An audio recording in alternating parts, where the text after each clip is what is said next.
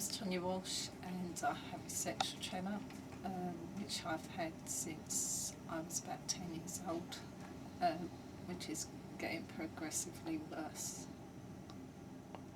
Okay.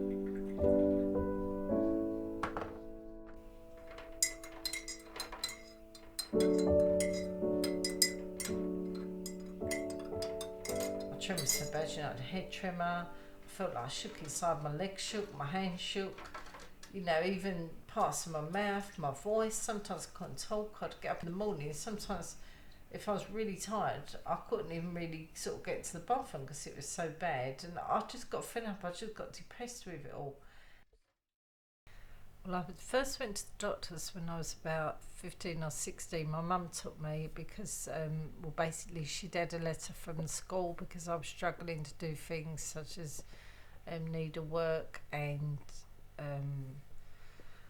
I'd started doing a secretarial course, shorthand, and I knew I did it. My family knew I did it, but no one really spoke about it. So she was called up to school and she took me along to the GP, who actually put me on Valium, which is horrendous really when I was 15 or 16, and then that didn't work, so I was referred to the hospital, and I was taken in for a couple of weeks for tests, but they didn't really know much about it and what it was.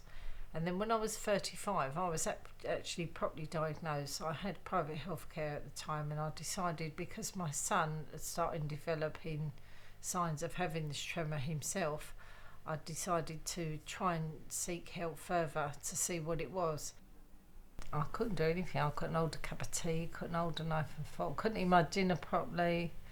They were very bad. The surgeon actually said to me that he was surprised I'd waited so long to have the operation. Yeah, everything was very difficult for me, in that I couldn't really manage lots of things. You know, going out was becoming a nightmare. Eating, drinking, writing, just everyday things really. Even from getting things off the shelf in the bathroom was very difficult for me.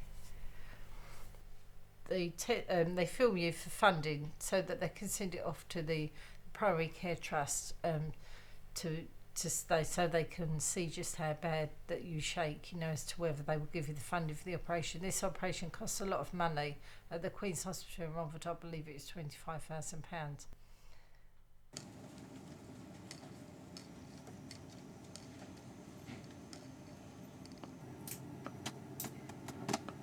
And with the same with the other side.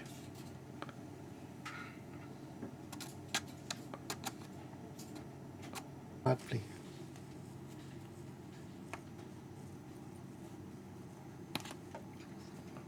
Okay, and now with the other leg, try to touch the scalp.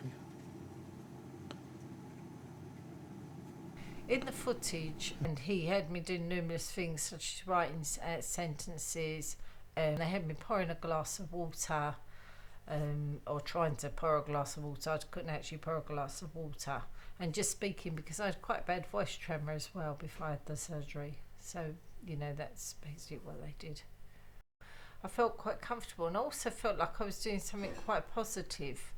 I felt a bit strange, you know, when I couldn't pour the water and things. And I did ask him to move his computer out the way in case there was an explosion or something.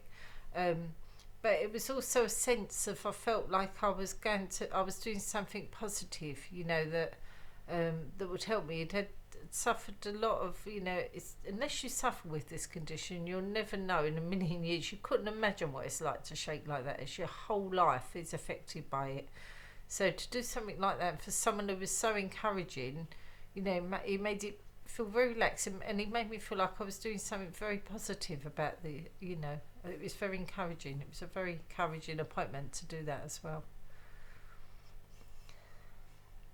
You know, after I went to the tests and everything, the thought of having that operation, and I've been out of work, but the thought of having that operation kept me going for a year. Although I was really positive about having it, I was also very, very frightened, but it was the only way I could see changing my life. You know, having tremor like that, people had tried to help me to go back to work, but they couldn't really see it. Do you know what I mean? There was very minimal jobs I could do, and I just couldn't see, you know, like not working anything, and I was working voluntary, luckily enough, but I just could not see a way out of it all.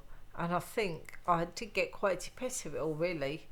And then when I had the opportunity to go to Queen's Hospital and have these tests, it was so like positive, and I felt it really, waiting for the funding and then to the surgery, that kept me going. It was almost like exciting that I was going to change my life dramatically, and I still do plan to change my life. I've changed it in many ways. Obviously, I'm sitting here a living miracle now, but next year I am really going to change my life, and this operation has helped me do that. It really has. It's just fantastic. This surgery has been so life-changing for me. I actually said to a friend that, you know, obviously I don't want to die or anything. I've only lived this year, but if I lived for 1-2 years after that surgery to have had this different life, it would have all been worth it. I can't put into words. I don't want to get too emotional, but I don't know. It's just absolutely fantastic. I'd love someone to fill my life all the way through from my school days to now. And it's just, I don't know, it's just absolutely fantastic. It's definitely